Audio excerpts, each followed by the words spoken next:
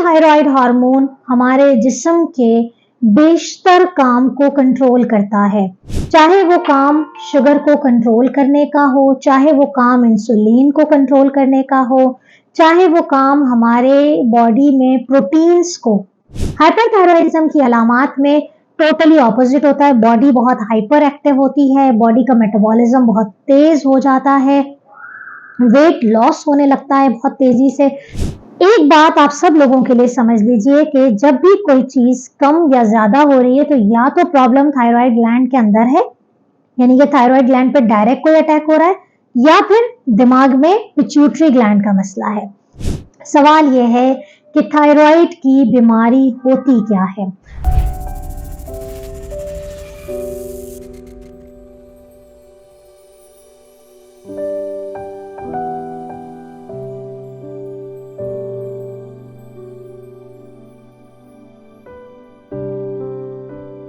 रब इश्रह ली सदरी व यस्सिर ली अमरी वहलुल उक़दतम मिन लिसानी यफ़क़हू क़ौली। अस्सलाम वालेकुम, doctor Sania Bashir here, consultant diabetologist and CEO of diabetes telecare. आज एक बहुत ही अहम मौजू पे आप लोगों से बात करने आई हूँ और कोशिश होगी कि इस टॉपिक पे हम जितनी बातें कवर कर सकते हैं, जितने आप लोगों के सवालात हैं, जितने आप लोगों के मसाइल हैं, इस बारे में हम अपनी वीडियोस के थ्रू आपके उन मसाइल का हल लेकर आ सकें। और इसके बावजूद भी अगर आपको कोई क्वेरी है और आप मुझसे डायरेक्टली बात करना चाहते हैं तो अभी आप www.diabetestelecare.com पे जाके साइन अप हो सकते हैं, रजिस्टर हो सकते हैं और अपना अपॉइंटमेंट बुक कर सकते हैं, या फिर अपने प्ले स्टोर या एप्पल स्टोर से अपनी ऐप डायबिटीज टेलीकेयर की ऐप डाउनलोड करके आप हमसे कनेक्ट हो सकते हैं। तो जी हाँ, जो टॉपिक आज मैं आप लोगों के लिए लेकर आई हूँ वो है थायराइड हार्मोन्स के बारे में, या किसी को आम इंसान कहता है कि थायराइड का प्रॉब्लम हो गया है।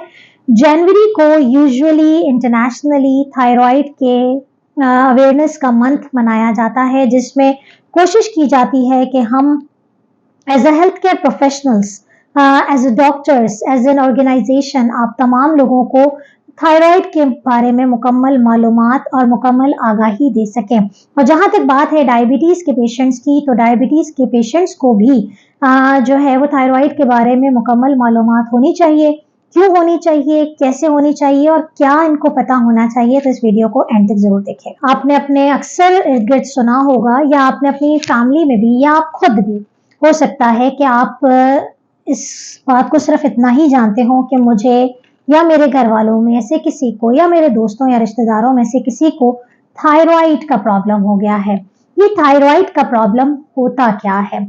थायराइड का प्रॉब्लम से मुराद ये है कि थायराइड बेसिकली गुदूद है, एक ग्लैंड है जो कि गले में बिल्कुल हमारे सेंटर पॉइंट पे यहाँ पर एक छोटा सा ग्लैंड होता है, जिसको हम कहते हैं कि ये थायराइड ग्लैंड है।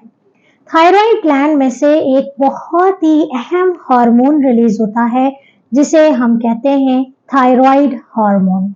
ये थायराइड हार्मोन हमारे जिस्म के बेशतर काम को कंट्रोल करता है, चाहे वो काम शुगर को कंट्रोल करने का हो, चाहे वो काम इंसुलिन को कंट्रोल करने का हो, चाहे वो काम हमारे बॉडी में प्रोटीन्स को अपनी स्टोरेज करनी है, या प्रोटीन से हमारा जो मसल बिल्डअप हो रहा है, हमारे पट्टे काम कर रहे हैं, चाहे हमारे जो फैट की डिपोजिशन है, फैट की फॉर्मेशन है, या फैट की जो है वो जहां उसने यूटिलाइज होना है और कितना उसने चेक एंड बैलेंस रखना है, या फिर हमारा निज़ाम हाजमा हो, या फिर हमारा निज़ाम हिस्स हो, हसासियत हो, या फिर हमारे सोचने समझने की सलाहियत हो, या फिर हमारा वजन का कंट्रोल रखना हो, या फिर फीमेल्स में हार्मोनल सिस्टम को बैलेंस रखना हो, मेल्स में हार्मोनल सिस्टम को बैलेंस रखना हो,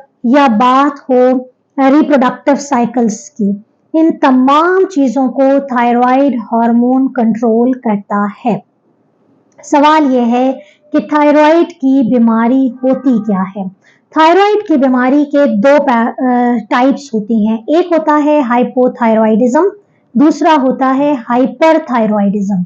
हाइपो का वर्ड जहां भी आप पढ़ते हैं, समझते हैं, सुनते हैं, इसका मतलब है कि वो चीज कम हो गई है, और हाइपर का मतलब है कि वो चीज ज्यादा हो गई है।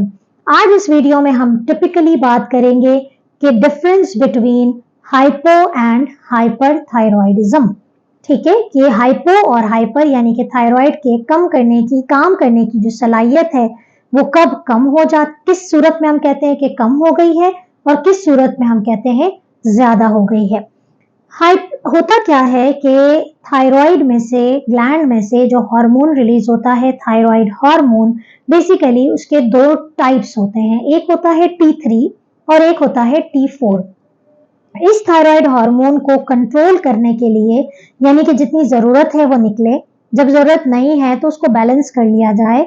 उस बैलेंस करने के लिए हमारे दिमाग में एक छोटा सा ग्लैंड है जो सारी चीजों को कंट्रोल करता है, जिसे हम पिट्यूटरी ग्लैंड कहते हैं। वहां से एक हार्मोन रिलीज होता है, दैट इज TSH। जो लोग थायराइड की बीमारी का शिकार हैं वो बेशक इन नामों से वाकिफ होंगे कि TSH जो है वो आपके इस T3 और T4 को कंट्रोल करता है। अब अगर किसी बीमारी की वजह से, किसी भी वजह से, वजूहात क्या है मैं बाद में बता रही हूँ, अगर तो थायराइड ग्लैंड में से थायराइड हार्मोन की प्रोडक्शन कम हो जाती है, T3 और T4 का ब्लड में लेवल कम हो जाता है, तो ऐसी सूरत को हम कहते हैं कि ये हाइपोथायरॉयडिज्म है। दूसरी सूरत हाल में जब थायराइड ग्लैंड में से T3 और T4 की प्रोडक्शन ज्यादा हो जाती है, तो ऐसी सूरत हाल को हम कहते हैं, यानी कि ब्लड में T3 या T4 ज्यादा हो गया है, तो ऐसी सूरत हाल को हम कहते हैं हाइपरथायरॉयडिज्म। अब एक बड़ा इंटरेस्टिंग पैरामीटर है जो मैं अपने तमाम सुनने वालों को ये समझा देना चाहती हूँ कि अक्सर आप लोग सुनते हैं, अक्सर डॉक्टर्स आप लोगों से रूटीन चेकअप में थायराइड की प्रोफाइल करवा रहे होते हैं। थायराइड प्रोफाइल का मतलब है कि हम ये चेक करना चाहते हैं कि T3 और T4 कितना बन रहा है और TSH कितना बन रहा है।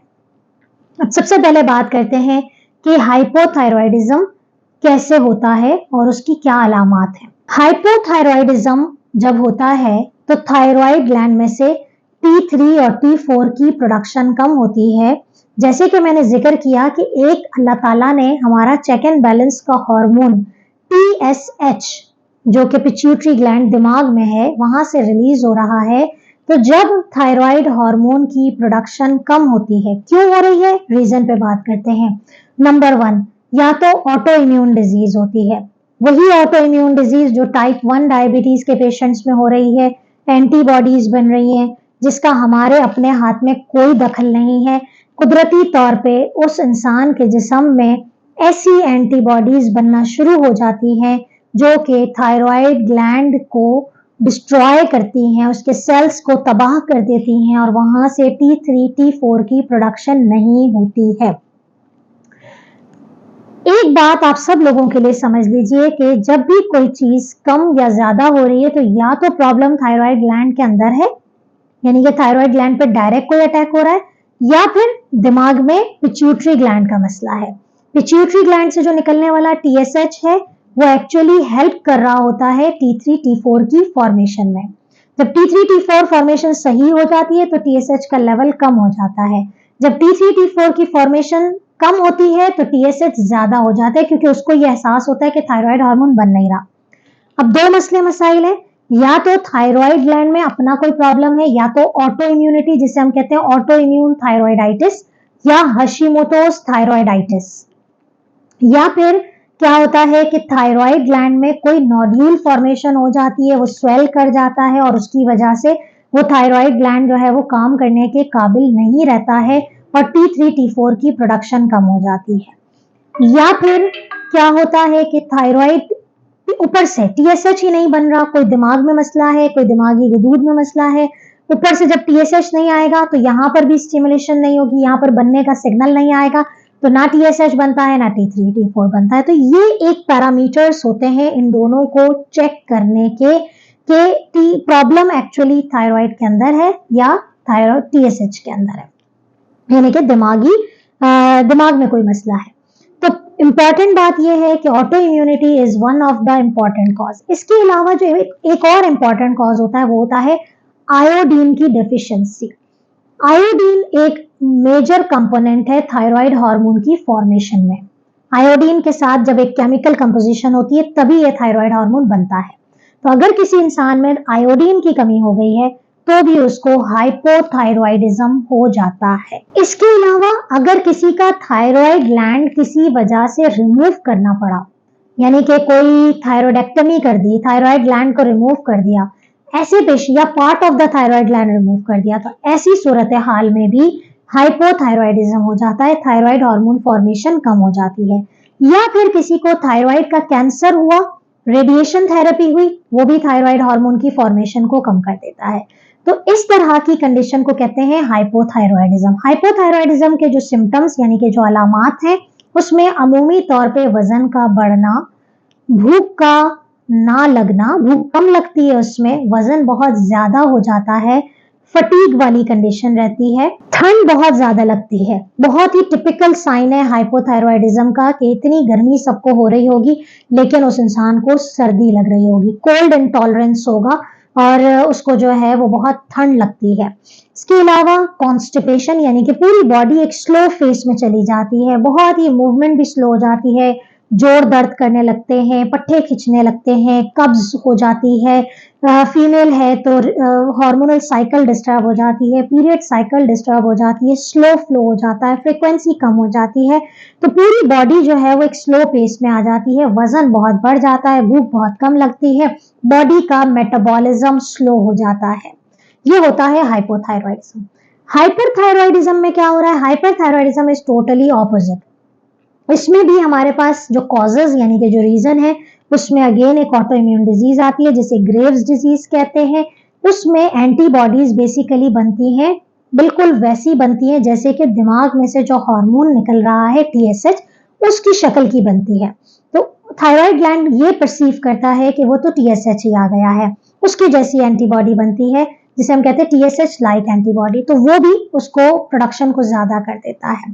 तो थायराइड हार्मोन की प्रोडक्शन या तो थायराइड कैंसर हो गया, या थायराइड के नोड्यूल फॉर्मेशन है, या ग्रेव्स डिजीज है, या फिर थायराइड का कोई इन्फ्लेमेशन है, या फिर इन तमाम चीजों को हटा दें तो दोनों के जो कॉमन रीजन है उसमें है जेनेटिक प्रेडिस्पोजिशन, यानी कि जेनेटिकली आपको हाइपो या हाइपर की ट्रिगरिंग फैक्टर मौजूद है। तो हाइपरथायरॉयडिज्म का सबसे बड़ा कॉज तो यही होता है। हाइपरथायरॉयडिज्म का जो प्रोफाइल है उसमें ये होता है कि T3 T4 फॉर्मेशन बहुत ज्यादा हो जाती है। जब बहुत ज्यादा हो जाती है तो सिग्नल मिलते हैं ब्रेन को कि अब टीएसएच की जरूरत नहीं है, थायराइड हार्मोन बहुत ज्यादा है, तो टीएसएच कम हो जाता है और T3 T4 ज्यादा हो जाता है। हाइपोथायरॉयडिज्म में T3 T4 फॉर्मेशन कम हो जाती है, ब्रेन को ऐसा लगता है कि थायराइड हार्मोन बन नहीं रहा तो वहां टीएसएच ज्यादा हो जाता है। तो ये चेक एंड बैलेंस मैकेनिज्म है और यही चीज डायग्नोज करती है कि आया आपको हाइपोथायरॉयडिज्म है या हाइपरथायरॉयडिज्म है। हाइपरथायरॉयडिज्म की अलामात में टोटली ऑपोजिट होता है, बॉडी बहुत हाइपर एक्टिव होती है, बॉडी का मेटाबॉलिज्म बहुत तेज हो जाता है, वेट लॉस होने लगता है बहुत तेजी से, भूख बहुत ज्यादा लगती है, गर्मी बहुत ज्यादा लगती है, चाहे इंसान इतनी सर्दी हो जाती है लेकिन वो कहता है कि मुझे बहुत गर्मी लग रही है, एसी भी चल रहा होगा फुल तो उसे लगेगा कि मुझे बहुत गर्मी हो रही है। इसके अलावा डायरिया होने लगता है, फीमेल्स हैं तो हार्मोनल साइकिल बहुत रैपिड हो जाती हैं, फ्लो बहुत ज्यादा हो जाता है, साइकिल्स बहुत उसकी फ्रिक्वेंसी कम हो जाती है। इसके अलावा जो हाइपरथायरॉयडिज्म है कि बहुत इंसान बहुत ज्यादा पैनिक करने लगता है, बहुत ज्यादा जो है उसे एंजाइटी होने लगती है, नर्वस बहुत ज्यादा हो जाता है, तो सारी चीजें जो है वो हाइपर एक्टिविटी की तरफ जाती हैं। इन सब के साथ हाइपरथायरॉयडिज्म में आंखें जो है वो थोड़ी सी बाहर की तरफ बल्ज होती हैं, ऐसा लगता है कि कोई आपको बहुत घूर के देख रहा है, स्टेयरिंग आईज हो जाती हैं, and that is a typical sign of hyperthyroidism. Hyperthyroidism, hypothyroidism diagnose कैसे करते हैं? खून का सिंपल सा टेस्ट करवाते हैं, थायराइड प्रोफाइल चेक करते हैं, थायराइड प्रोफाइल में हम ये देखते हैं कि आया T3 T4 कैसा है और TSH कैसा है। अगर T3 T4 ज्यादा है और TSH कम है इट मीन्स कि ये हाइपरथायरॉयडिज्म है। अगर T3 T4 कम है और TSH ज्यादा है तो इसका मतलब है कि यह हाइपोथायरॉयडिज्म है। लेकिन अगर TSH भी कम है और T3 T4 भी कम है तो इसका मतलब है कि हाइपोथायरॉयडिज्म है लेकिन प्रॉब्लम इन द ब्रेन है। और अगर यहाँ पर प्रॉब्लम इन द ब्रेन है और TSH बहुत ज्यादा वो ऊपर से रिलीज कर रहा है और उसकी वजह से तो TSH भी ज्यादा है और T3 T4 भी ज्यादा है, प्रॉब्लम इन द ब्रेन है। तो ये सारी चीजें होती हैं, that is a diagnostic thing जो कि मैंने आप लोगों के साथ शेयर की है। इंशाल्लाह नेक्स्ट वीडियो में हम बात करेंगे कि इसके ट्रीटमेंट ऑप्शंस क्या होते हैं और डाइट प्लान क्या होता है अगर किसी को हाइपो और हाइपरथायरॉयडिज्म है। तो stay tune for the next video, और इस वीडियो को आगे जरूर शेयर कीजिएगा। आप लोगों के कमेंट और फीडबैक का इंतजार रहेगा। हमें दुआओं में याद रखिएगा। अल्लाह हाफिज।